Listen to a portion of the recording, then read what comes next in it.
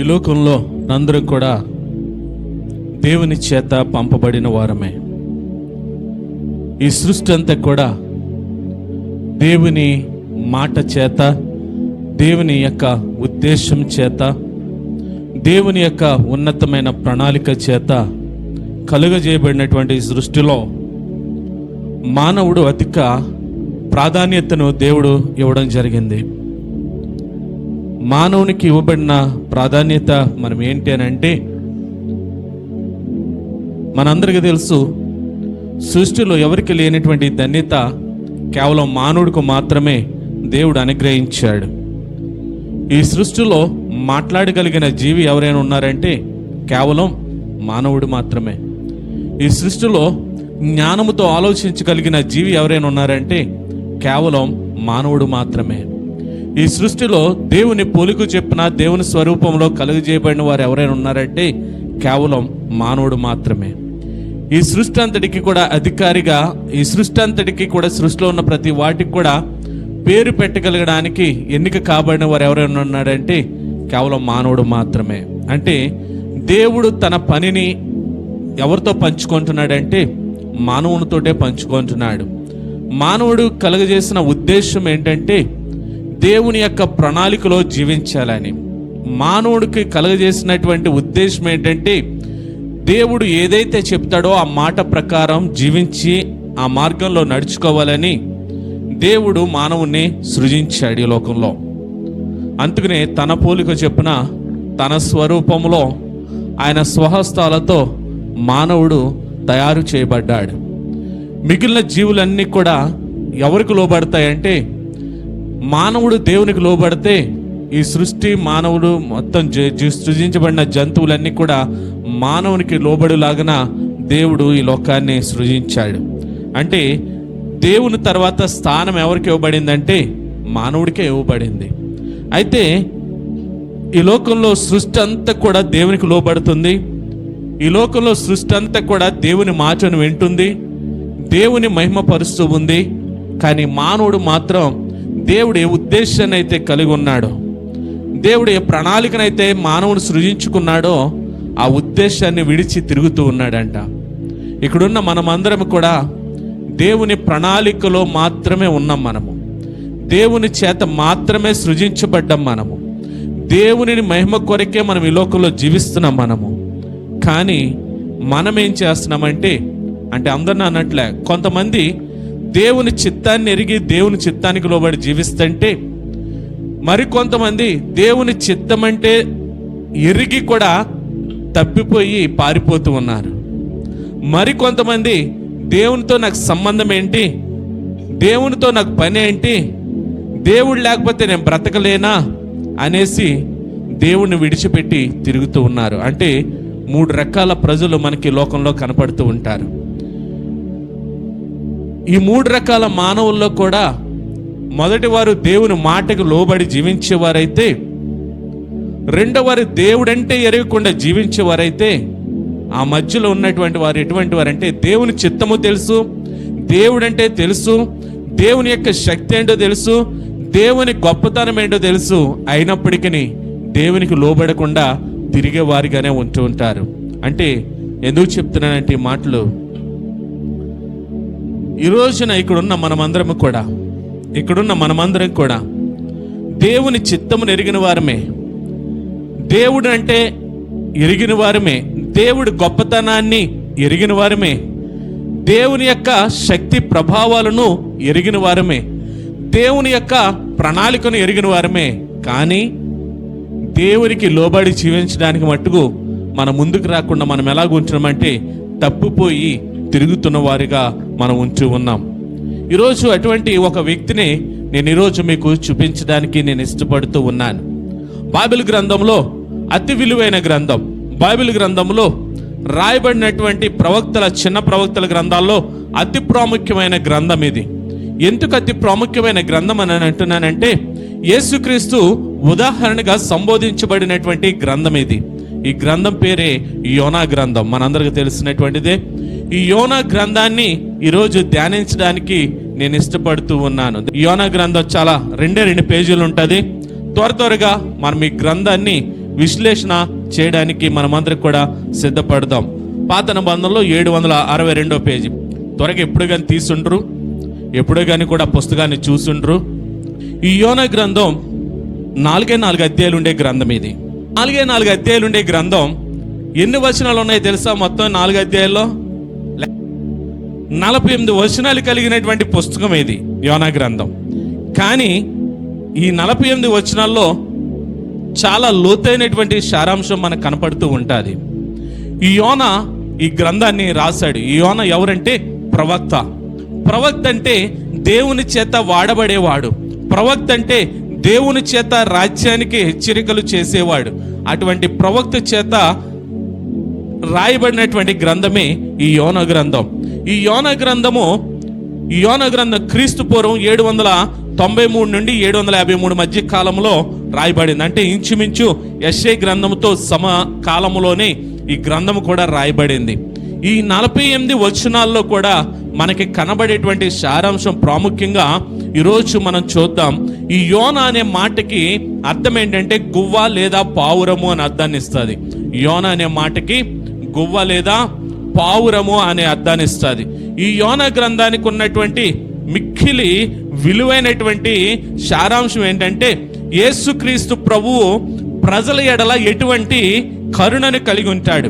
యేసుక్రీస్తు ప్రభువు దేవుడు మానవుల ఎడల ఎటువంటి ప్రేమను కలిగి ఉంటాడు అనే సారాంశం అయితే ఈ గ్రంథంలో చూపించబడుతుంది. ఒకసారి 4వ అధ్యాయము చివరి వచనాన్ని ఒకసారి చూద్దాం. అయితే 120,000 కంటే ఎక్కువై కుడి ఎడమలు ఎరుగని జనము బహు పశువులను గల నినెవే మహాపురము విషయములో నేను విచారపడవద్దా అని యోనాతో సెలవిచ్చాను. దేవునికి స్తోత్రం.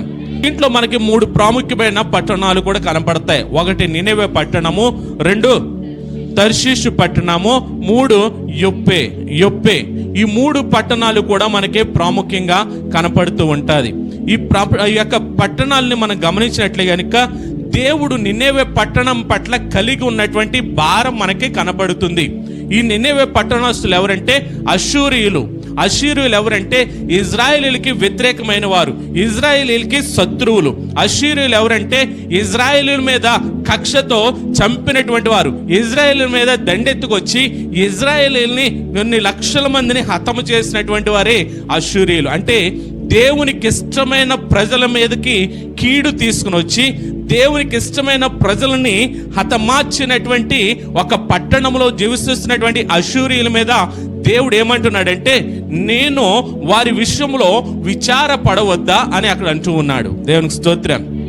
అంటే మన దేవుడు ఎటువంటి దేవుడు అంటే శత్రువుల మీద కూడా ప్రేమను చూపించే దేవుడు మన దేవుడు. దేవునికి స్తోత్రం. శత్రువుల మీద అంటే తన సొంత ప్రజల్ని చంపినప్పటికీ, తన సొంత ప్రజలను క్రూరంగా హింసించినప్పటికీ వారి మీద ప్రేమను చూపిస్తున్నాడంట. ఈ అష్షూరు యొక్క చరిత్రను మనం గమనిస్తే వారి శిక్షలు ఎలా ఉంటాయంటే మనిషి బ్రతికుండగానే చర్మాన్ని ఒలుస్తారు, మనిషి బ్రతికుండగానే గోడకి పెట్టి మేకులు కొడతారు, మనిషి బ్రతికుండగానే వేళ్ళు నరికేవారు, మనిషి బ్రతికుండానే కాళ్ళు నరికేవారు. ఇంకా చెప్పాలంటే భయంకరంగా గర్భిణీ స్త్రీలను కడుపు మీద తన్ని దొర్లించేవారు. అంతటి భయంకరమైన ప్రజలు ఈ అష్షూరీయులు. ఆ నినెవే పట్టణంలో జీవిస్తున్నటువంటి అష్షూరీయులు అంతటి భయంకరంగా ఇజ్రాయేల్ ప్రజల్ని హింసించినటువంటి వారు. అటువంటి ప్రజల గురించి ఈరోజు విచారపడుతున్నాడంట దేవుడు. ఆ విచారపడుతున్న సందర్భాన్ని ఈరోజు మనం చూస్తే కనుక ఈ యోనా గ్రంథము మొదటి నుంచి మనం వెళ్తే ఈ యోనా ఎవరు అంటే అమిత్తయ్య కుమారుడు. ఎవరు? అమిత్తయ్య కుమారుడు. ఈ యోనా మనకి ఎక్కడ కనపడతాడంటే చూడండి 2వ రాజుల గ్రంథం 14వ అధ్యాయము 23వ వచనం కాడి నుంచి మనం చూద్దాం. ప్రవక్తగా మనకి యోనా కనపడుతున్నాడు. ఎక్కడ ప్రవక్త అంటే యెరోబాము కాలంలో ప్రవక్తగా అక్కడ యోనాని దేవుడు నిలబెట్టాడు. వచ్చేయండి యోనా గ్రంథంలోకి వచ్చేయండి. 4 అధ్యాయాలు కనపడితే మనకి ఈ 4 అధ్యాయాల్లో కూడా మొదటి అధ్యాయం అంతా మనకి ఏం కనపడుతుంది అంటే దేవుని నుండి పరుగు పెట్టాడంట. దేవునికి స్తోత్రం. దేవుని నుండి పరుగు పెట్టాడంట. రెండోది దేవుని వైపు పరుగు పెట్టాడంట 2వ అధ్యాయం. మూడోది దేవుని కొరకు పరుగు పెట్టాడంట. నాలుగోది దేవునికి వ్యతిరేకంగా ఆలోచనతో పరుగు పెట్టాడంట. ఈ పుస్తకానికి పెట్టే మరొక పేరు ఏంటంటే పరుగు. మొట్టమొదటి అధ్యాయం అంతా ఏంటంటే దేవుని యొద్ద నుండి పరుగు పెట్టాడు. రెండో అధ్యాయం ఏంటంటే దేవుని వైపు పరుగు పెట్టాడు. మూడో అధ్యాయం ఏంటంటే దేవుని కొరకు పరుగు పెట్టాడు. నాలుగో అధ్యాయము దేవునికి వ్యతిరేకంగా ఆలోచనతో పరుగు పెట్టాడంట. దేవునికి స్తోత్రం. చూడండి, ఇక్కడ మొదటి అధ్యాయంలో మనకు కనపడుతుంది ఏంటంటే యోనాకి దేవుడు వచ్చాడు. దేవుడు మాట చెప్తున్నాడు, ఇదిగో యోనా, నువ్వెక్కడున్నావంటే నీ ఊరు నుంచి నువ్వు బయలుదేరి ఎక్కడికి వెళ్ళాలంటే నినేవే పట్టణానికి బయలుదేరి వెళ్ళన్నాడు. ఎందుకంటే నినేవే పట్టణస్తుల గురించి నేను ఆల్రెడీ చెప్పాను. అష్షూరీయులు వారి యొక్క తీవ్రమైన పాపముతో, దేవునికి వ్యతిరేకతతో, దేవుని ఎరిగిన ప్రజలే కానీ, దేవుడి శక్తిని ఎరిగిన ప్రజలే కానీ, దేవుని లోబడినల్ని ప్రజలుగా దేవునికి వ్యతిరేకంగా జీవిస్తున్నటువంటి ప్రజలు అక్కడ వారు. వారి దుర్గతి ఎలా ఉందంటే, వారి యొక్క పరిస్థితి ఎలా ఉందంటే, కొద్ది దినాల్లో దేవుని యొక్క ఉగ్రతను చూసేటువంటి ఘోరమైన పాపములో వారు ఉంటూ ఉన్నారండి. యోనాను అంటున్నాడు, వారి దుర్గతి భయంకరంగా ఉంది, ఒకసారి వెళ్ళి వారికి చెప్పు, ఇదిగో వాళ్ళ మీదకి 40 దినాలు ఉగ్రత రాబోతుంది, నువ్వు వెళ్ళి ప్రకటన చేయి అని అంటే, మూడవ వచనం, యోనా ఎక్కడ విడిచిపెడుతున్నాడు? ఏం విడిచిపెడుతున్నాడు? దేవుని సన్నిధిని విడిచిపెడుతున్నాడు అంట. ఏమండి, దేవుడు చెప్పాడు, ఇదిగో యోనా, నువ్వు నినేవే పట్టణానికి వెళ్ళు, ఎందుకంటే వాళ్ళ దుర్గతి చాలా భయంకరంగా ఉంది, చాలా ఘోరమైన పాపంలో ఉన్నారు వాళ్ళు, వాళ్ళ మీదకి ఉగ్రత రాబోతుంది, నువ్వు వెళ్ళి చెప్పండి. నేను వెళ్ళను ప్రభా అంటే సరిపోదా? కానీ యోనా ఏం చేస్తున్నాడంటే, సరే ప్రభా అనుకుని పైకి అంటున్నాడు, కానీ మనసులో నేను వెళ్ళకూడదు అనుకుంటున్నాడు, నేను వెళ్ళకూడదు అనుకుంటున్నాడు. మొత్తం మీద యొప్పేకి వెళ్ళాడు, వాడరేవుకి వెళ్ళాడు. వాడరేవుకి వెళ్ళిన తర్వాత అంట అక్కడ టికెట్ తీసుకున్నాడంట. టికెట్ తీసుకుని వాడెక్కాడు. ఎక్కడికి వెళ్తున్నాడు ఇప్పుడు? తర్షీష్కి వెళ్తున్నాడు. జాగ్రత్తగా వినండి, యొప్పే నుంచి తూర్పు వైపున 500 మైళ్ళ దూరంలో నినేవే పట్టణం ఉంటుంది. యొప్పే నుంచి పడమర వైపున 2500 మైళ్ళ దూరంలో తర్షీషు పట్టణం ఉంటుంది. 500 మైళ్ళ దూరంలో నినేవే పట్టణం ఉంటే, పడమర వైపున 2500 మైళ్ళ దూరంలో తర్షీషు పట్టణం ఉంది. ఏది దగ్గర? ఇప్పుడు నినేవే పట్టణం. ఇప్పుడు మనం ఏం చేస్తాం? ఒకవేళ వెళ్ళమన్నారనుకో, దూరం ఊరు ఎన్నుకుంటామా, దగ్గర ఊరు ఎన్నుకుంటామా? దగ్గర ఊరే కదా. కానీ ఇక్కడ యోనా ఏం చేస్తున్నాడంటే, దేవుడు వెళ్ళమన్నది ఒక పట్టణమే, నినేవే పట్టణమే. కానీ యోనా ఏం చేయాలంటే, సరే ప్రభా అని బయలుదేరాడంట. వాడెక్కాడంట. వాడెక్కడికి ఎక్కాడంటే తర్షీషు పోవునకు టికెట్ తీసుకుని 500 కిలోమీటర్లకి 500 రూపాయలు టికెట్ అనుకోండి. 500 రూపాయల టికెట్ కొనుక్కోవడం ఈజీయా, 2500 టికెట్ కొనుక్కోవడం ఈజీయా? కానీ ఏం చేస్తున్నాడంటే, డబ్బు పోయినా పర్వాలే, నేనేం చేయాలా? నినేవే పట్టణానికి నేను వెళ్ళకూడదు. ఎక్కడికి వెళ్ళాలి? తర్షీషు పట్టణానికి వెళ్ళాలి. ఎందుకండి? దేవుడు చెప్పిన పని చేయడానికి ఎందుకు ఇష్టపడలేదండి? ఎందుకు ఇష్టపడలేదు? యోనా ప్రవక్తే, భక్తిపరుడే. దేవుడు చెప్పిన ప్రతి మాటని కూడా ఆ ఏ రాజ్యంలో అయితే, యెరోబాము రాజ్యంలో ప్రతి పట్టణానిలో రాబో ఉగ్రత కానీ, మంచి కానీ, చెడు కానీ క్రమం తప్పకుండా హెచ్చరికలు చేస్తున్నటువంటి మంచి ప్రవక్తే. కానీ ఆ ప్రవక్త ఇక్కడ ఎలా కనబడుతున్నాడంటే, దేవుని మాటను వ్యతిరేకంగా ప్రయాణం చేస్తున్నాడు. దేవుడు వెళ్ళమన్నది నినేవే పట్టణం, కానీ యోనా తర్షీషు పట్టణం దూరమైనప్పటికీ అది వెళ్ళడానికే సిద్ధపడ్డాడు. ఎందుకు సిద్ధపడ్డాడంటే, నేను అనుకుంటున్నాను యోనా ఆ నినేవే పట్టణ నాశనాన్ని కోరుకుంటున్నాడేమో. ఎందుకనండి ఆ ఆలోచన ఎందుకు వచ్చిందండి అని అంటే కనుక, మొట్టమొదటిగా చెప్పాను కదా, అష్షూరీయులు ఇజ్రాయేలు ప్రజలను ఎంత హింసించారో, అష్షూరీయులు ఇజ్రాయేల్ ప్రజలను ఎంత క్రూరంగా మానసికంగా చంపారో, అవన్నీ ఎరిగిన వాడిగా ఎప్పుడు వారి మీదకి దేవుని ఉగ్రత వస్తుందా, ఎప్పుడు ఆ పట్టణ నాశనం అవుతుందా అని ఎదురు చూస్తున్న వాళ్ళు యోనా ఒక్కడై ఉంటాడు. కానీ దేవుని ప్రేమ ఆ నినేవే పట్టణాన్ని రక్షించాలి, ఆ నినేవే పట్టణాన్ని కాపాడాలి అని ఆ నినేవే పట్టణం పట్లంట దేవుడు విచారపడుతూ ఉన్నాడంట. దేవునికి స్తోత్రం. మొత్తం మీద ప్రయాణం అయ్యాడు. వాడెక్కుతున్నాడు. ఎక్కేశాడు, ప్రయాణం అవుతున్నాడు. వాడ బయలుదేరింది. యొప్పే నుండి తర్షీషుకి వాడ బయలుదేరింది. కొంత దూరం ప్రయాణం చేసింది. కొన్ని నాటికల దూరం వెళ్ళిన తర్వాత అంట యెహోవా ఏం రప్పించాడంట, సముద్రం మీద పెద్ద గాలి పుట్టించగానంట భయంకరమైన తుఫాను ప్రారంభమైందంట. దేవునికి స్తోత్రం. ఎవరు పుట్టించారు? దేవుడు పుట్టించాడు. ఏమండి, ఏ యోనా, నిన్ను ఎక్కడికి వెళ్ళమన్నాను, నువ్వు ఎక్కడికి వెళ్తున్నావు? యోనా దేవునితో మాట్లాడుతున్నాడా? దేవుడు యోనాతో మాట్లాడుతున్నాడా లేదా? మరి వెళ్తున్నప్పుడు తర్షీషు పట్టణం వాడెక్కుతున్నప్పుడు యోనా ఇది కాదు, ఇదిగో నీ వాడది అని చెప్పలేడా? కానీ దేవుడు చూస్తున్నాడంట. తర్షీషు వాడెక్కాడంట, టికెట్ తీసుకున్నాడంట, వాడెక్కాడంట, వాడ ప్రయాణం అయిందంట. నీ పని ఎలా కాదనుకున్నాడంట. దేవుడు ఏం చేశాడు? భయంకరమైన గాలి తుఫాను రప్పించాడంట. దేవునికి స్తోత్రం. వాడ బద్దలైపోయే పరిస్థితి వచ్చింది. వాడలో ఉన్నటువంటి నావికులందరూ కూడా ఒక భయంతో ఉన్నారు అక్కడ. కానీ యోనా గారు ఎక్కడున్నాడు? టికెట్ తీసుకున్న వాళ్ళు ఎక్కడ కూర్చోవాలండి? సీట్లో కూర్చోవాలా?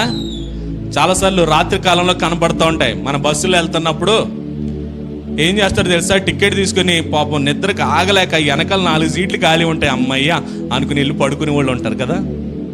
యోనా గారు టికెట్ తీసుకున్నాడు, ఆయన సీట్లో కూర్చుని ఉంటే బాగుండేది. ఆయన ఎక్కడికి వెళ్ళిపోయాడంట? వాడా దిగువ భాగంలోనికి. దేవునికి స్తోత్రం. దిగువ భాగంలోకి వెళ్ళిపోయి అంట ఎలా పడుకున్నాడు? చక్కగా పడుకున్నాడు ఆయన. ఏమండి, అక్కడ ఖాళీగా ఉండి పడుకున్నాడు అంటారా? యోన ఆలోచన ఏంటి తెలుసా? దేవునికి కూడా నేను దొరకకూడదు. మనం కూడా చాలా సార్లు ఏమనుకుంటాం? దేవుడికి దొరకకుండా తప్పించుకుందాం అనుకుంటాం. తప్పించుకోగలిగాడా? దేవుడికి దొరక తప్పించుకోలే. రహస్యమైనది ఏది కూడా మరుగు చేయబడదంట. రహస్యమైనది ఏదైనా సరే ఖచ్చితంగా ఏదో ఒక రోజు ఏమవుతుంది?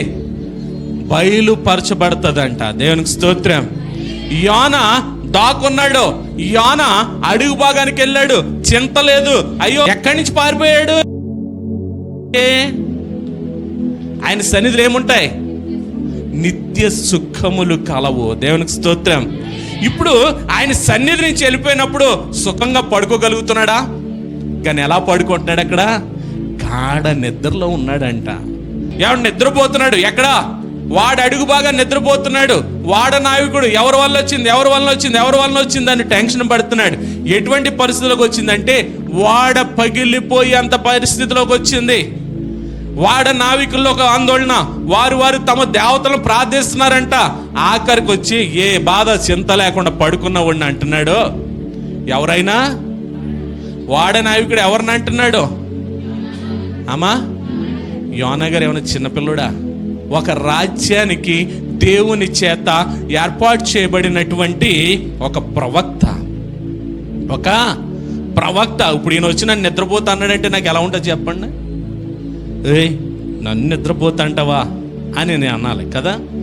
అక్కడ యోనా గారు ఏం మాట్లాడతలేదు. ఎందుకు మాట్లాడతలేదు? ఓహో, అర్థమైపోయింది యోనా గారి పరిస్థితి. దేవునికి స్తోత్రం. యోనా గారి పరిస్థితి అర్థమైపోయింది. ఓయ్ నిద్రపోతా. నిద్ర అవుతున్న వాళ్ళు ఇంకా లేవట్లేదు. చూడండి, ఓయ్ నిద్రపోతా, నీకేమొచ్చింది? నీ నిద్రపోతా నీకేమొచ్చింది?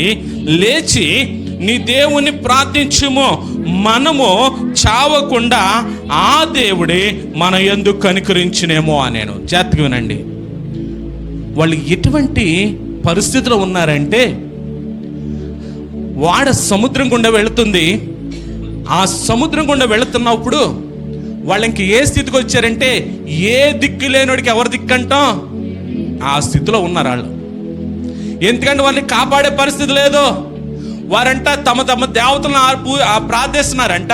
ఈ యోనాని కూడా లేచి, ఒరే లేగరా నిద్రపోతా, లేచి మీ దేవుడు ప్రార్థన చేయి, ఆయనైనా మనం రక్షిస్తాడేమో అంటే, దేవుడు తప్ప ఇంకెవరు కూడా రక్షించలేనటువంటి భయంకరమైన స్థితిలో ఆ వాడలో ఉన్నటువంటి వారందరికి కూడా ఉన్నారంట. అక్కడ చూడండి, చీట్లు వేశారంట. వాడవారు ఉన్నారు అందరూ కూడా. ఎవరిని బట్టి వచ్చింది అనేసరికి, ఎవరిని బట్టి వచ్చింది? ఇప్పుడు యోనాకి ఎలా ఉండి ఉంటుంది చెప్పండి? వాడంటే ఇంచుమించు ఒక 200 మంది 300 మంది ఉండి ఉంటారు. వాళ్ళందరిలోనూ యోనా పేరు వచ్చిందంటే యోనాకి ఎలా ఉండాలి? ఇప్పుడు వీళ్ళందరూ కలిపి నన్ను చంపేస్తారు రోయ్ అనుకోవాలి కదా. చీటీ వచ్చిందంట, వాళ్ళు అడుగుతున్నారంట, రేయ్ అసలు నువ్వెవడోరా, ఎక్కడి నుంచి వచ్చారు, ఏ దేశం నుంచి, అసలు ఎవడోరా, అసలు నీ చరిత్ర ఏంటి చెప్పరని అడుగుతున్నారంట అక్కడ. ఏమండి, యోనా చిన్నపిల్లడా? ఒక రాజ్యానికి ప్రవక్త ఎప్పుడైతే దేవుని సన్నిధిని విడిచిపెట్టాడు ఏమైపోయాడో తెలుసా? ఎన్నో అవమానాలను ఎదురు చూస్తున్నాడు, అన్నిటికి కూడా తలొగ్గుతున్నాడు. ఆఖరికి అంటున్నారు, నువ్వెక్కడి నుండి వచ్చావు, ఏ దేశం నుండి వచ్చావు, అలా ఏ ప్రజలు, ఏ భాషనేది అని అడుగుతుంటే నేను హెబ్రీయుడను అని ఇక్కడ షార్ట్ మెసేజ్ ఇస్తున్నాడు. చూడండి, చిన్న సందేశాన్ని ఇస్తున్నాడు. ఏమని ఇస్తున్నాడు చూడండి, నేను హెబ్రీయుడను, సముద్రమునకును భూమికిని సృష్టికర్తయై ఆకాశమందుండు దేవుడైన యెహోవాయందు నేను భయభక్తులు గలవాడను. దేవునికి స్తోత్రం. ఈ ఒక్క మాటలు ఏం చెప్పేస్తున్నాడంటే ఈ సృష్టికర్తని గురించి చెప్పేస్తున్నాడు అక్కడ. ఎవరంటైనా ఆకాశాన్ని భూమిని సృజించిన వాడు, ఈ సముద్రాన్ని సృజించిన వాడు, ఆయన ఎక్కడుంటాడంటే ఆకాశమందు సింహాసనం మీద ఆసీనుడై ఉంటాడే. అటువంటి ఉన్నతమైన దేవుడి యందు భయభక్తులు గలవాడని నేను అంటే దేవుని గొప్పతనాన్ని ఒక రకంగా చెప్పాలంటే ఆరాధన చేసేస్తున్నాడు ఇక్కడ. ఆ మెసేజ్ ఎవరికి ఇస్తున్నాడు అక్కడ? ఎవరికి చెప్తున్నాడు? తన దేవుని గొప్పతనాన్ని ఎవరికి చెప్తున్నాడు? రక్షింపబడిన వారికా? రక్షింపబడిన ప్రజలకు చెప్తున్నాడా? దేవుడు నిజ దేవుడు అంటే ఎరిగని ప్రజలైనటువంటి వారికి తన దేవుని గొప్పతనాన్ని చెబుతూ అంటున్నాడు కదా. ఏమంటున్నాడు చూడండి తర్వాత, తాను యెహోవా సన్నిధిలో నుండి పారిపోచున్నట్టు అతడు ఆ మనుషులకు తెలియజేశాడు. ఏం చేస్తున్నాడంటే ఈ రెండో మాటలో తను చేసినటువంటి తప్పును ఒప్పుకుంటున్నాడు. ఒకటి, దేవుని గురించి చెప్పాడు, దేవుని వారికి పరిచయం చేశాడు, దేవుని శక్తి ఏంటో చెప్పాడు.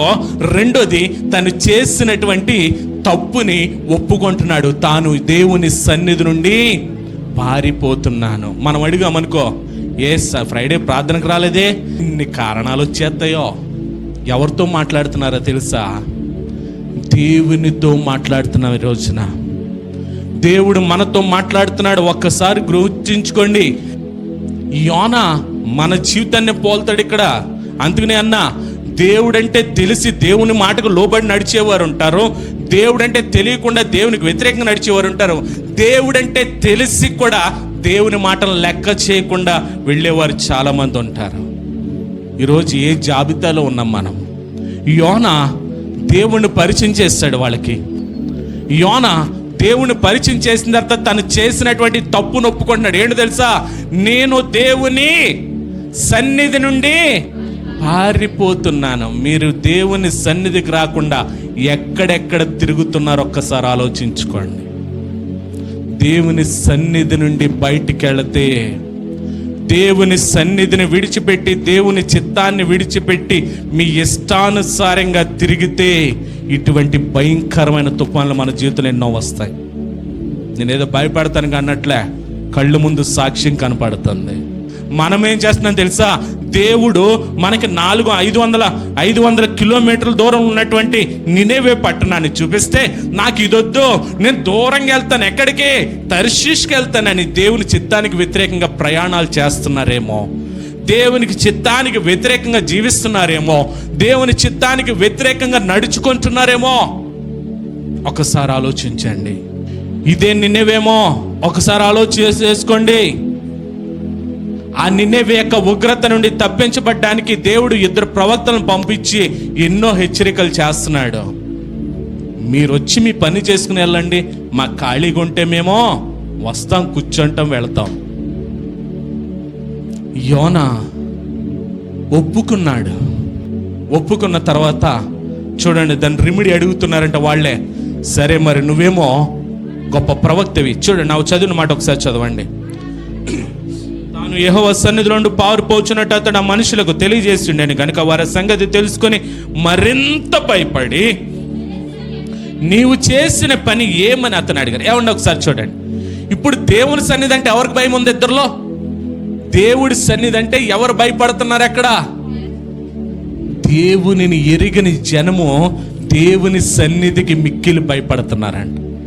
మనకేంటి తెలుసా, ఏముంటుందిలే. ఇప్పుడు వాళ్ళు ఉంటారు కదా ముహూర్తాలు పెట్టేవాళ్ళు, ఆ ముహూర్తం ఎప్పుడైనా వాళ్ళు ఒక క్షణం దాటి చేశారంటారు? ఎప్పుడైనా ఆయన పెట్టినటువంటి ముహూర్తానికి ఖచ్చితంగా చేసి తీరుతారు వాళ్ళు. ఒక క్షణం అటు ఇటు కూడా దొరలనిస్తారా? అటు ఇటు కూడా దొరలనిస్తారా? అంటే దేవుడు అంటే భయమా, లేకపోతే వాళ్ళ పంతులు గారు అంటే భయమా? పంతులు గారి మాటకు వేదవాక్కు కదా వాళ్ళకి. వాళ్ళొక్క నిమిషం అటైనా ఇటైనా మారుతారా?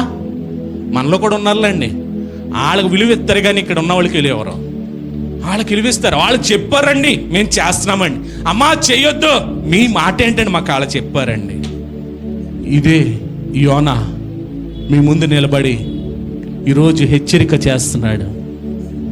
ఒకవేళ మీరు దాన్ని రిసీవ్ చేసుకోకపోతే, మార్చుకోకపోతే, నినేవే పట్టణం కొన్ని సంవత్సరాలకి దేవుడు ఏ ఉగ్రతనైతే రప్పించాలో ఆ ఉగ్రతను రప్పించాడు.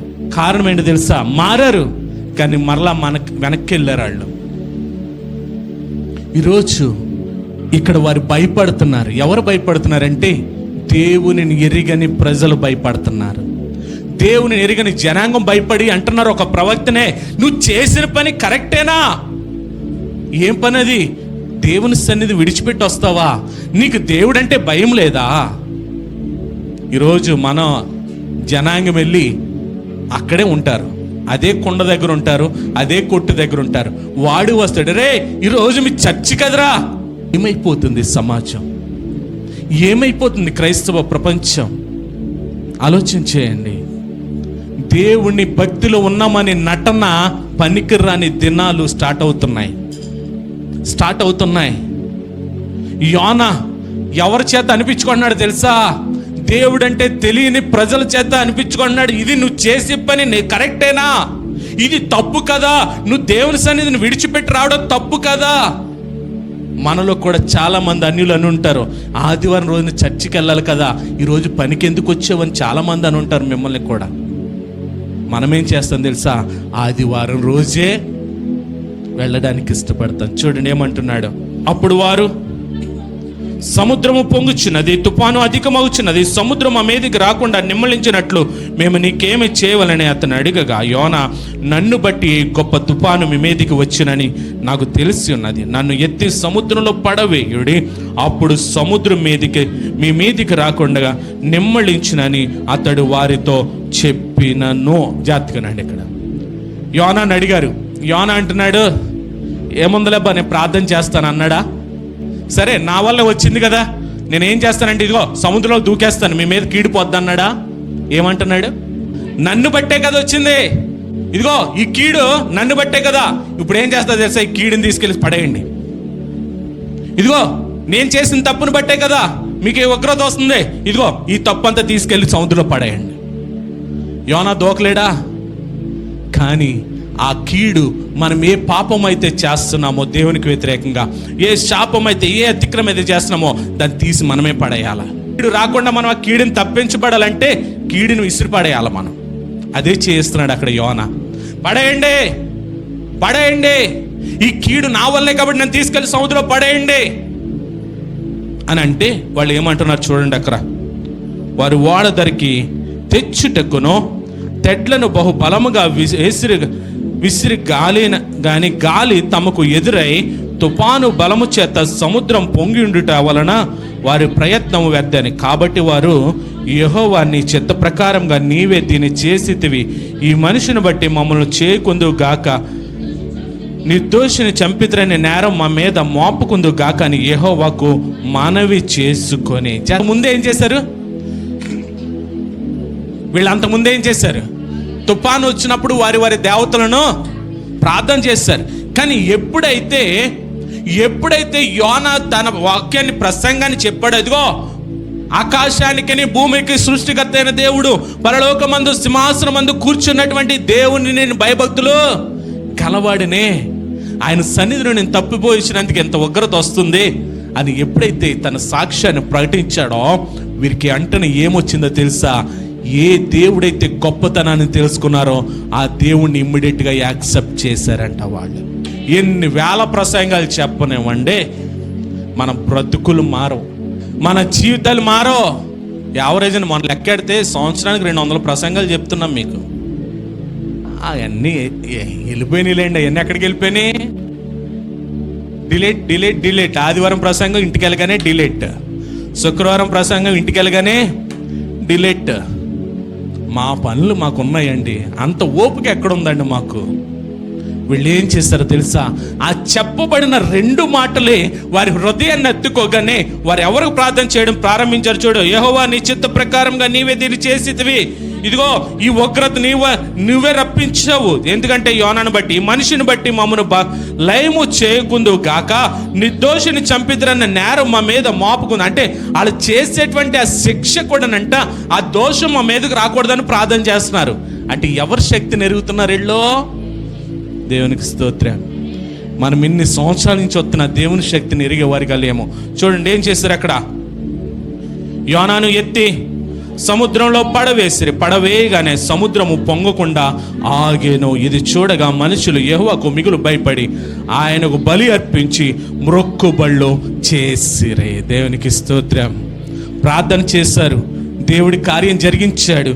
వెంటనేనంటే వీళ్ళు కృతజ్ఞతాపూర్వకంగా మ్రొక్కుబళ్ళు చెల్లించడం ప్రారంభించారంట. మనం ఎన్నో ప్రార్థనలు చేస్తున్నాం, ఎన్నో వాటికి దేవుడు జవాబులు ఇస్తాడు. ఆ జవాబులకి ఏ రోజు కూడా సాక్ష్యం కూడా లేదు. ఇక్కడ దేవుడు చేసిన మేళ్ళకి సాక్ష్యపూర్వకంగా పంచుకోవడం లేదు. మనం గొప్ప మత్స్యము ఒకటి యోనాను మృంగవలెనని యెహోవా నియమించి ఉండగా యోనా 3 దినముల మత్స్యము యొక్క కడుపులో ఉండేను. యోనా తర్షీష్కి వెళ్ళే మార్గం గుండా వెళుతూ ఉన్నాడు. ఉగ్రత వచ్చింది. ఆ ఉగ్రత ద్వారా ఓడలో ఉన్న వాళ్ళందరూ కూడా రక్షింపబడ్డారు. అందుచేతనే దేవుడు మాట్లాడకుండా ఉన్నాడు. ఆ తుఫానుని దేవుడు ఎలా వాడుకున్నాడు తెలుసా? ఒక ఓడలో ఉన్న ప్రజల రక్షణ కొరకు వాడుకున్నాడు ఆయన. తర్వాత ఏమైందంటే ఇక్కడంటే దేవుడు ఒక గొప్ప మత్స్యమును పంపించాడంట. గొప్ప మత్స్యమును పంపించగానే దేవుడు దాన్ని సిద్ధపరిచాడు. సిద్ధపరిచిన తర్వాత యోనా 3 దినాలు ఆ మత్స్యము కడుపులో. ఓ ప్రశ్న ఇక్కడ జాగ్రత్తగానండి. సముద్రంలో పడవేశారు. పడవేయగానే చేప క్యాచ్ పట్టుకుందా? 2వ అధ్యాయంలోకి రండి. ఆ మత్స్యము కడుపులో నుండి యోనా యెహోవాకు ఎలాగా ప్రార్థన చేశాను. 1వ అధ్యాయంలో మనం ఏం నేర్చుకోవాలంటే, ఒకవేళ దేవునికి మనం వ్యతిరేకంగా వెళ్ళిపోతున్నామేమో, నినెవేకి వెళ్ళకుండా తర్షీష్కి వెళ్ళిపోతున్నామేమో, మన ప్రణాళికేమో నినెవేలు అయితే మనము తర్షీషు వైపు ప్రయాణం చేస్తున్నామేమో, అంటే దేవుని చిత్తానికి వ్యతిరేకంగా మనం నడుచుకుంటున్నామేమో, దేవుని ఆలోచనలు ఎరగ్గా మనం జీవించేస్తున్నామేమో, దేవుని సన్నిధి అంటే నిర్లక్ష్యం ఉంటున్నామేమో, దేవుని సన్నిధిని విడిచిపెట్టేసి తిరిగేస్తున్నామేమో. ఒకవేళ జాగ్రత్తగా వినాలి, మన జీవితంలో కానీ, మన కుటుంబ జీవితంలో కానీ, సంఘ జీవితంలో కానీ, ఈ గ్రామములో కానీ మన వలనే ఈ ఉగ్రతలు వస్తున్నాయేమో. ఆ తుఫాన్లు మన కుటుంబంలో వచ్చే తుఫాన్లు అవనివ్వండి, మన జీవితంలో వచ్చే తుఫాన్లు అవనివ్వండి, మన సంఘాల్లో వచ్చే తుఫాన్లు అవనివ్వండి, ఈ గ్రామాల్లో వచ్చే ఉగ్రతలు అవనివ్వండి, ఒకవేళ దానికి కారణం మనమేనేమో ఆలోచించుకోవాలి. ఆలోచించుకుని యోనా వల్లే మనం కూడా ఏమవ్వాలో తెలుసా? పశ్చాత్తాపడి ఒప్పుకోవాలి. పశ్చాత్తాపడి ఒప్పుకుంటే మన దేవుడు కనిక్రము చూపించే దేవుడు ఏం చేస్తాడంటే ఆ ఉగ్రత నుండి మనల్ని తప్పిస్తాడంట. దేవునికి స్తోత్రం. యోనా ఇప్పుడు ఎక్కడున్నాడంటే చేప కడుపులో ఉన్నాడు కదా. ఈ యోనా ఈ కొద్ది నిమిషాల్లో వారు విసిరివేసిన దగ్గర నుండి ఆ చేప నోట్లోకి కడుపులోకి వెళ్ళే మధ్యలో జరిగిన సందర్భాన్ని ఈ 2వ అధ్యాయంలో చెప్తాడు. జాగ్రత్తగా వినండి. ఆ మత్స్యము కడుపులో నుండి యోనా యెహోవాకు ఇలాగూ ప్రార్థన చేశాను, నేను ఉపద్రవములో ఉండి యెహోవాకు మనవి చేయగా ఆయన నాకు ప్రత్యుత్తరం ఇచ్చాను. పాతాళ గర్భంలో నుండి నేను కేకలు వేయగా నువ్వు నా ప్రార్థన అంగీకరించిన. యోనా ఇసిరేసినప్పుడు ఏం చూచాడంటే, ఇక్కడ ఎక్కడ ఉన్నాడంటే ఉపద్రవంలో ఉన్నాడంట, ఒక భయంకరమైన శ్రమలో ఉన్నాడంట. ఆ శ్రమలో ఉండి ఏం చేస్తున్నాడంటే యెహోవాకి మనవి చేస్తున్నాడంట. చూడండి, నాకు ప్రత్యుత్తరం ఇచ్చాను. ఎలాగంటే పాతాళ గర్భములో నుండి నేను కేకలు వేయగా. ఇప్పుడు ఎక్కడున్నాడు చెప్పండి? ఎక్కడి వరకు వెళ్ళాడు? సముద్రములోని పాతాళ గర్భంలోకి వెళ్ళిపోయాడంటే విసిరివేసినప్పుడు. చేప పట్టేసుకుందా? మొదటి అధ్యాయం చివరిని బట్టి చేప మింగేసిందండి. ఏకంగా సేఫ్ జోన్లో ఉన్నాడండి అని అనుకుంటారు. చూడండి ఎన్ని శ్రమలను ఎదురు చూచాడో. దేవుని సన్నిధిని విడిచిపెడితే, దేవుని సన్నిధికి దూరంగా పారిపోతే ఎన్ని శ్రమలను చూచాడో యోనా తన నోటితోనే మాట్లాడుతున్నాడు. చూడండి ఇక్కడ ఏమంటున్నాడో, పాతాళ గర్భములో నుండి నేను కేకలు వేయగా నీవు నా ప్రార్థన అంగీకరించున్నావు. ఉపద్రవం వచ్చినప్పుడు, పాతాళ గర్భంలోనికి వెళ్ళిపోయినప్పుడు, ఆ పాతాళ గర్భంలో ఉండి ఏం చేస్తున్నాడంటే కేకలు వేస్తూ దేవునికి ప్రార్థన చేస్తున్నాడంట. చూడండి ఇంకేమంటున్నాడో, నీవు నన్ను అగాధమైన సముద్ర గర్భంలో పడవేసి ఉన్నావు, ప్రవాహములు నన్ను చుట్టుకొని ఉన్నవి, నీ తరంగములు నీ కురుళ్లను నన్ను కప్పి ఉన్నవి, నీ సన్నిధిలో నుండి నేను వెలివేయబడినను, నీ పరిశుద్ధాలయము తట్టు మరలా చూచెదను అనుకుంటుని, ప్రాణాంతకము వచ్చినంతగా జలములు నన్ను చుట్టుకొని ఉన్నవి, సముద్రఘాతము నన్ను ఆవరించి ఉన్నది, సముద్రపు నాచు నా తల చుట్టుకొని ఉన్నది, నేను నేనెన్నటికీ ఎక్కి రాకుండా భూమి గడియలు వేయిచున్నవి, పర్వతముల పునాదుల్లోనికి నేను దిగి ఉన్నాను. నా దేవా యెహోవా, నీవు నా ప్రాణము కోపంలో నుండి పైకి రప్పించి ఉన్నావు. ఎక్కడికి వెళ్ళిపోయాడు అమ్మా? పాతాళంలో మరణ వేదన పడుతూ ఉన్న స్థితిలో ఆ ప్రార్థనంట దేవుడు అప్పుడు మత్స్యాన్ని పంపించాడంట. దేవునికి స్తోత్రం. మనం దేవుని సన్నిధి పారిపోయి దేవుడే నన్ను కాపాడుతాడండి, దేవుడే నన్ను రక్షిస్తాడండి, దేవుడే నన్ను ఆశీర్వదిస్తాడండి, దేవుడే నాకు తోడండి, దేవుడే నాకు ఆరాధన అండి. దేవుని సన్నిధికి రాకుండా ఈ మధ్యన కొత్త ఫ్యాషన్ వచ్చింది, ఆన్లైన్ పెట్టింది. మీరు చర్చి లేకపోతే ఆన్లైన్ చూస్తారని కాదు. కొంతమంది చర్చికి రాలేని వాళ్ళ పరిస్థితుల గురించి ఆన్లైన్ పెడుతున్నాం.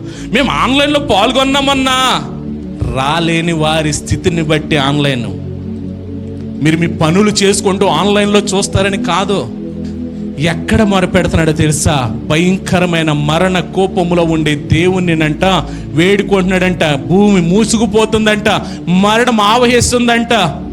అటువంటి స్థితిలో, నేను రాలేని స్థితిలో నువ్వు నా ప్రార్థన ఆలకించవయ్యా, నా ప్రార్థన ఆలకించి మత్స్యంలోనికి నన్ను రప్పించవయ్యా. చూడండి అంటున్నాడు, కోపంలో నుండి నా ప్రాణమును నాలో మూర్ఛిల్లగా నేను యెహోవాను జ్ఞాపకము చేసుకుంటుని, నీ పరిశుద్ధాలయంలోనికి నీ యొద్దకు నా మనవి వచ్చాను. అసత్యమైన వ్యర్థ దేవతల యందు లక్ష్యమించు వారు తమ కృపాధారమును విసర్జించురు. కృతజ్ఞతాస్తుతులు చెల్లించి నేను నీకు బలులు నర్పింతును. నేను మ్రొక్కుకొని నా మ్రొక్కుబళ్లను చెల్లింపక మానను. యెహోవా యొద్దనే రక్షణ దొరుకును అని ప్రార్థించాను. అది యోనాను నేల మీద కక్కివేశాను. జాతికునండి, ఈ ప్రార్థన అంతా ఎక్కడ చేస్తున్నాడు? ఈ ప్రార్థన ఎక్కడ చేస్తున్నాడు? చేప కడుపులోండి ప్రార్థన చేస్తున్నాడు. ఎలా ప్రార్థన చేస్తున్నాడు? తను చూచినటువంటి ఆ మరణ స్థితిని తలంచుకుంటూ, ఇదిగో ప్రభా, నేను సముద్రం లోపల పర్వతాల్లోకి వెళ్ళిపోయానే, అక్కడ నుండి కూడా నన్ను రక్షించావే. దేవుడు ఎక్కడుంటే ప్రార్థన వింటాడో? ఎక్కడుంటే ప్రార్థన వింటాడో? అబ్బాయి నేను పొలంలో ఊడిపుడుతూ ప్రార్థన చేస్తానండి, చచ్చి మానేసి. ఆయన సన్నిధిని ఆహ్వానించి ఆయన సన్నిధిలోకి రావాలి. ఆయన సన్నిధిలోకి రావాలి. పడుకుని ప్రార్థన చేస్తానండి. అమ్మా, అర్థమవుతుందా?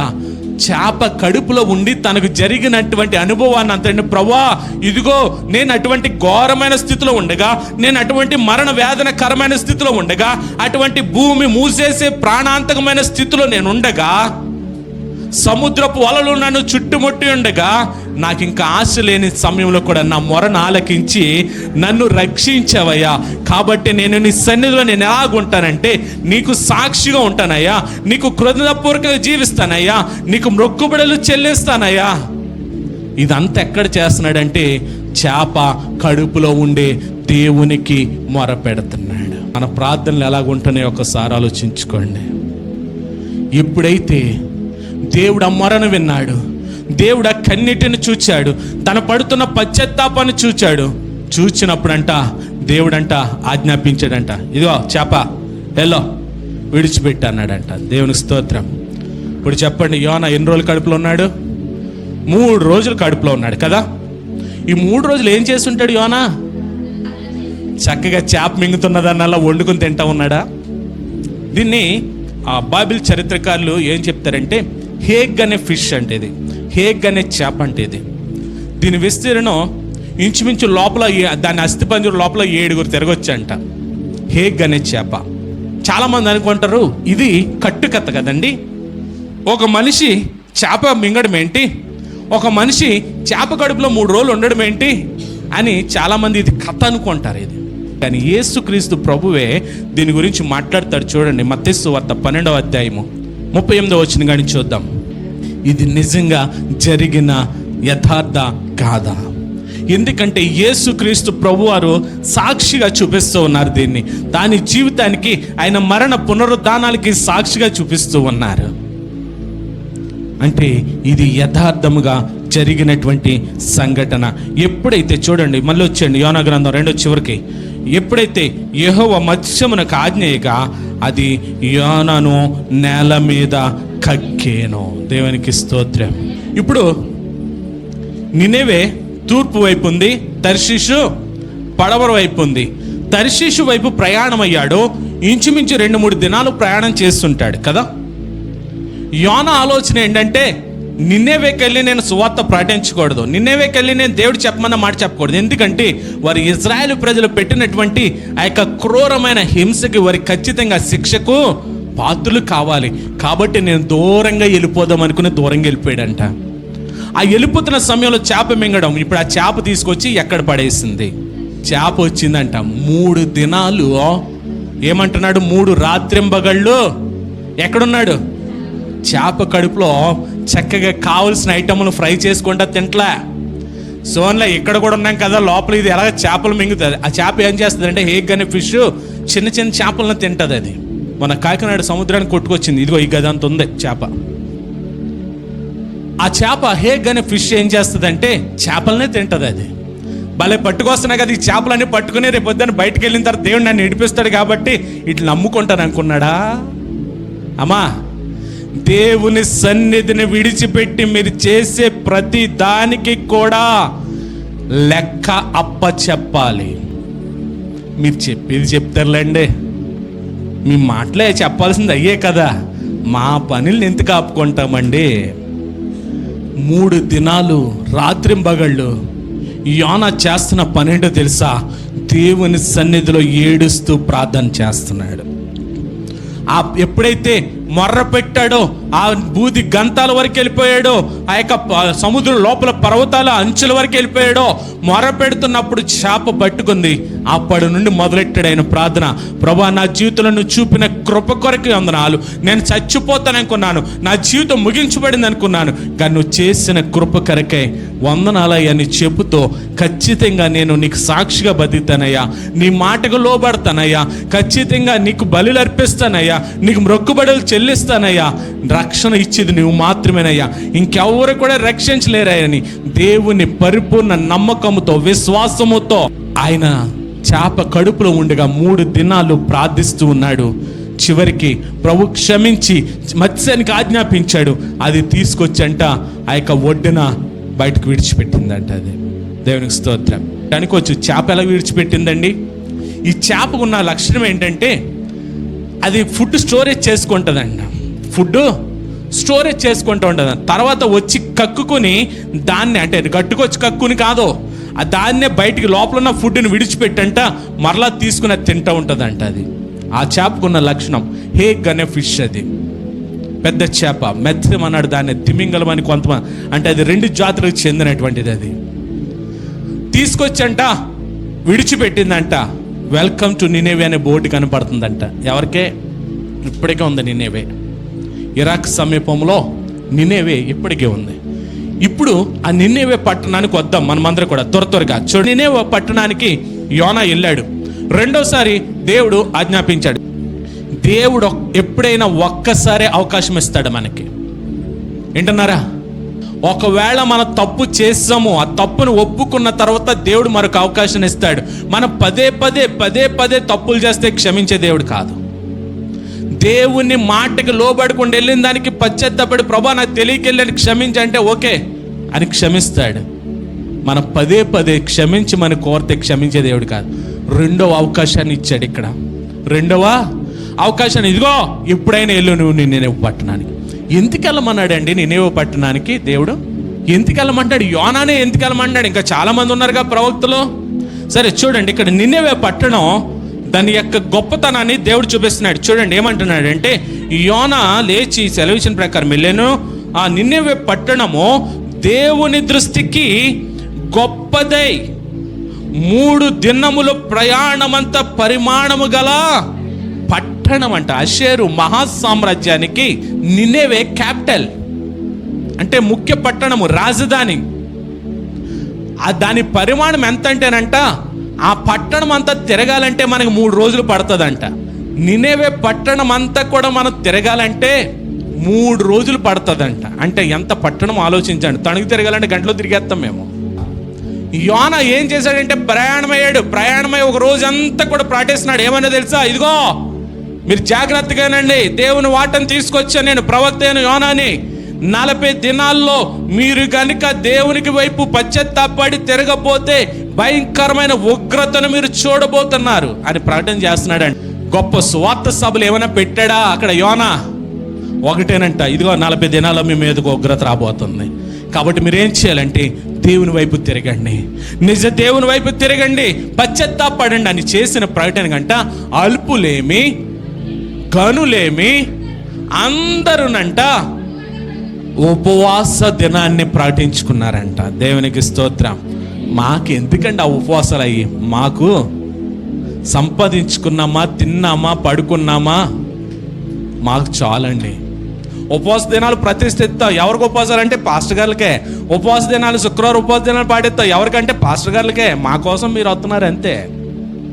అలా చెయ్యాలంటారా ఉపవాస దినాలను? అక్కడ ఉపవాస దినాల్ని పాటించాలంటారా వాళ్ళు? ఎప్పుడైతే ఆ ఉగ్రత వస్తుందన్నారో, అల్పులేమి గనులేమి గొప్పవారేమి ప్రతి ఒక్కరు, ఇంకెవరున్నారు చూడండి, కిందకి వెళ్తే రాజులే కనపడ్డారా మీకు? పశువులు, గొర్రెలు, మేకలు, ఎడ్లు అన్నీ కూడా తినడం మానేసి వాటికంటే హీనమైపోయాం మనం. దేవుని కోసం ఒక్క పూట కూడా ఉపవాసం ఉండలేని హీనమైన స్థితిలో మనం బ్రతికేస్తున్నాం కదండి. రాజు ఆజ్ఞ ఇచ్చాడంట, ఏది పిల్లలేమి, పెద్దలేమి, జంతువులేమి, పశువులేమి ఏవి కూడా తినకూడదో, తాగకూడదో. దేవుడు మన యందు కనికరము చూపించి మనల్ని కాపాడుతాడు. ఎప్పుడైతే వారు బలత్కార్యాలు కానీ వారు చేసే చెడు కార్యాలు వాటన్నిటిని విడిచిపెట్టి ఉపవాసం ఉన్నారో అది ఎవరికి ఇష్టమైనదంటే దేవునికి ఇష్టమైనదంట. నినేవే పట్టణానికి యోనా వెళ్ళాడు, చెప్పాడు, వారు అంగీకరించారు కాబట్టి అది రక్షింపబడింది. వినకపోతే వారి చెడుతనమంతా విడిచిపెట్టేశారంట. ఇప్పుడు దేవుని సన్నిధిలోకి వచ్చి ఏం చేస్తున్నారంటే పశ్చాత్తాపడుతున్నారంట వీళ్ళు. ప్రభువా ఇదిగో ఇంతవరకు మేము చేసిన దుష్కార్యాలన్నిటిని బట్టి క్షమించని వేడుకుంటున్నారంట. ఎలాగంటే ఉపవాసం ఉండి ఉపవాస దినాన్ని ప్రతిష్ఠించుకొని జంతువులేమి, పశువులేమి, రాజులేమి, అక్కడ ఉన్నటువంటి సాధారణమైన ప్రజలేమి అందరూ కూడానంట దేవుని సన్నిధానములోనే పాప క్షమాపణను కోరుకుంటుంటే ఆ క్రియలు ఎవరికి ఇష్టమైనవి అంటే దేవునికి ఇష్టమైనవి అంట. దాన్ని బట్టి దేవుడు ఏదైతే చేయను ఉద్దేశించాడో దానిని మాని ఆ కీడు నుండి వారిని తప్పించాడంట. దేవుని సన్నిధికి దూరంగా ఉండి ఇక్కడ ఎన్ని ప్రార్థనలు చేయించుకున్నంత మాత్రాన కీడులు పోవు. ఈ రోజున నిన్నవి యోనాకి ఇష్టం లేదు, అయినప్పటికీ దేవుడు విడిచిపెట్టలేదు. నినేవే రక్షింపబడి యోనాకి ఇష్టం లేదు, అందుకనే దూరంగా పారిపోతున్నాడు. కానీ దేవుడు ఎలా రప్పించుకోవాలో రప్పించుకొని యోనాకి ఇష్టం లేని పని అయినప్పటికీ అక్కడ యోనాను బట్టి దేవుడు ప్రకటన చేసి ఆ ప్రకటనను బట్టి ఆ పట్టణ రక్షణను దేవుడు అక్కడ అనుగ్రహించాడు, ఉగ్రత నుండి తప్పించాడు. పని మీది కాదు, దేవుడు అనుగ్రహించిన పని. కష్టం మీది కాదు, దేవుడు మీకు ఇచ్చినది. ఆ యొక్క శక్తి మీది కాదు, దేవుడిచ్చినది. దేని కొరకు వాడబడాలంటే దేవుని మహిమ కొరకు వాడబడాలి. కానీ దేవుని సన్నిధిని ఎగ్గొట్టి వాడబడే స్థితిలో మీరుంటే ఖచ్చితంగా స్థితులు మారిపోతాయి. చూసుకోండి. యోనా చూడండి ఇంకా ఎంత భయంకరంగా మాట్లాడతాడంటే, ఆ నినివే పట్టణ రక్షణించిన తర్వాత యోనా చూడండి ఎలాగ దేవుని మీద వ్యతిరేక తిరుగుబాటు ఉంటుందో. ఎందుకండి యోనాకు కోపం? ఎవరి మీద కోపం? ఎవరి మీద కోపపడుతున్నాడు? దేవుని మీద కోపపడుతున్నాడంట. ఎందుకు కోపపడుతున్నాడంటే వాళ్ళు చేసిన దుర్గతి మామూలా? వాళ్ళు పెట్టిన హింసలు మామూలా? నువ్వు వెళ్ళి వాళ్ళని రక్షిస్తావా? వాళ్ళ శిక్ష నుండి తప్పిస్తావా? వాళ్ళ మీద వచ్చి ఉగ్రత నుండి తప్పించి వాళ్ళని రక్షిస్తావా అని అంట. దీని మాత్రం నేను రావాలా? నువ్వు వెళ్ళి రక్షించేయచ్చు కదా ప్రభా, అయినా నేను నాకు వ్యతిరేకంగా చేసావు, నేను బ్రతకడం వేస్ట్, నన్ను చంపేయి అంటున్నాడంట. ఈరోజు ఈ యోనా లాగా మనం కూడా ఉన్నామేమో. దేవుడు మనకు బాగానే ఇస్తున్నాడు కదా, దేవుడు మనకు పని కల్పిస్తున్నాడు కదా, దేవుడు నాకు శక్తినిచ్చాడు కదా, దేవుడు నాకు చక్కని ఆదాయ వనరులు ఇచ్చాడు కదా, దేవుని సన్నిధిని విడిచిపెడితే ఏంటి అని పరుగులు పెట్టేస్తున్నారేమో. మనకి కూడా సొర చెట్టు నీడనిస్తుందని ఆశపడుతున్నారేమో. ఒక రాత్రిలో పెరిగినటువంటి సొర చెట్టు ఒక్క పురుగు ఎలాగైతే ఆ సొర చెట్టు అంతటి నాశనం చేసి ఎండ తీవ్రతకి గురయ్యాడో, దేవుడు తలుచుకుంటే ఒక్క క్షణం చాలు. దేవుని సన్నిధి నుండి పారిపోయినటువంటి యోనా బ్రతుకు ఎన్ని శ్రమలను చూచాడో అంతకంటే ఘోరమైన బ్రతుకులు మనం చూడవలసి వస్తుందేమో. ఒకసారి ఆలోచన చేయండి.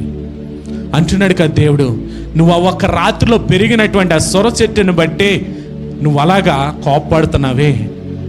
120,000 మంది కలిగినటువంటి ఆ మహాపట్టణము నాశనం అయిపోతుంటే నేను చూస్తూ ఊరుకుంటానా?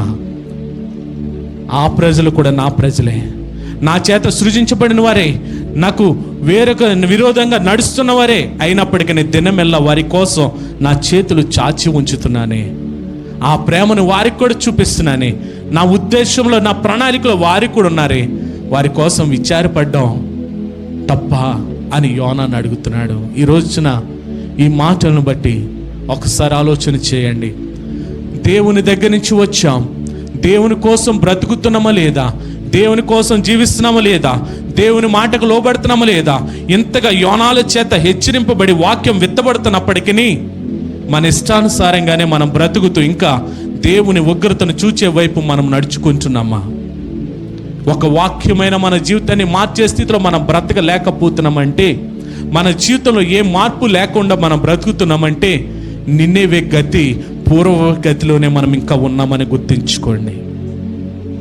ఆ నిన్నెవే పట్టణస్తులు ఒక ఉగ్రత దినాన్ని ప్రకటన చేయగానే సమాజమంతా, పట్టణమంతా కూడా కూడి ఉపవాస దినాన్ని ఆచరించి ప్రభు దగ్గర పశ్చాత్తాపడడం మొదలుపెట్టి ప్రభు దగ్గర నుంచి క్షమాపణ కోరుకున్నారు, క్షమాపణని ఆశించారు, క్షమాపణని పొందుకున్నారు. ఈరోజు ఒకవేళ ఆ స్థితిలో మనముంటే దేవుని చిత్తానికి వ్యతిరేకంగా పరుగులు పెడుతున్నారేమో. దేవుని సన్నిధిని విడిచిపెట్టి దేవుని సన్నిధే కదా, ఆదివారం వెళ్దాంలే, నెలలో ఒక రోజు వెళ్దాంలే అని పరుగులు పెడితే గనుక నినేవే స్థితిని గుర్తు చేసుకుందాం. నినేవే పట్టణానికి యోనాని పంపి అవకాశం ఇచ్చినటువంటి దేవుడు ఈ రోజు కూడా ఈ వాక్యం విత్తబడుతుందంటే ఖచ్చితంగా ఇక్కడ యోనా లాంటి మనుషులు, నినేవే వంటి ప్రజలు ఉన్నారని మనం దృష్టించుకోవాలి. ఇక్కడ ఇంతగా విత్తబడిన వాక్యమును బట్టి కూడా మనం పశ్చాత్తాపడి ప్రభు తట్టు దేవుని సన్నిధి వైపు తిరగకపోతే నిన్నే పూర్వగతిని విధించిన శిక్షలో మనము కూడా భాగమవుతామేమో. ఒకసారి ఆలోచన చేద్దాం, ప్రార్థన చేద్దాం. ప్రేమగల మా తండ్రి, నీకు వందనాలయ్యా. నాన్న, మేము యోనాలాగా తప్పిపోతున్నామేమో, నినేవేకి వెళ్ళవలసిన వారము తర్షీషుకు వెళుతున్నామేమో, నీ చిత్తంలో కాకుండా మా సొంత చిత్తంలో వెళ్ళి మేము సమస్యలను కొని తెచ్చుకుంటున్నామేమో. యోనా సముద్ర అగాధముల వరకు, సముద్ర పర్వతముల అంతము వరకు కూడా వెళ్ళాడు. నా నాలలో చుట్టుముడుతూ ఉన్నాయి, నాచు తన ఊపిరిని బిగబెడుతూ ఉంది. అటువంటి స్థితిలో కూడా నీకు మొరపెడుతూ నీవే నా రక్షణ అంటున్నాడు. ప్రభు, ఈ రోజున మేము కూడా తండ్రి ఆ నినివే ప్రజలు యోనా ఏ రీతికైతే పశ్చాత్తాప హృదయంతో ప్రార్థన చేశారో మేమును కూడా నీ సన్నిధిలో ప్రార్థిస్తున్నామయ్యా. పశ్చాత్తాప హృదయంతో మొరపెడుతున్నామయ్యా. మమ్మల్ని సన్నిధి వైపు తిప్పండి. నీ సన్నిధిలో ఆనందించే కృప మా అందరికీ దయచేసి నినివే ప్రజలు తప్పించబడిన ఉగ్రత నుండి ఏ రీతిగా అయితే తండ్రి నీ నామాన్ని ఎరిగారో, ఆ వాడ నావికులు ఏ రీతికైతే తండ్రి నన్ను నీ నామాన్ని ఎరిగి నిన్ను స్తుతిస్తూ నీకు బలులు అర్పిస్తూ నన్ను నిన్ను ఆరాధిస్తూ వచ్చారో, యోనా ఏ రీతికైతే తండ్రి నన్ను మరలా నీ వైపు తిరిగి ఆ ప్రణాళికను నడుచుకున్నాడో, మేమును కూడా మరలా నీ వైపు తిరుగుతున్నాం. మమ్మల్ని మార్గంలో నడిపించండి. నీ చిత్తంలో నడిపించి నీ ప్రణాళికలో మేము జీవించే కృప మా అందరికి దయచేయమని వాక్యాన్ని బట్టి ప్రతి ఒక్కరిని కూడా తండ్రి నన్ను వారిగా పరిశీలన చేసుకొని వారి జీవితమును మార్చుకొనగలిగే కృప మా అందరికి దయచేయమని యేసు నామములో ప్రార్థిస్తున్నాం తండ్రి, ఆమేన్.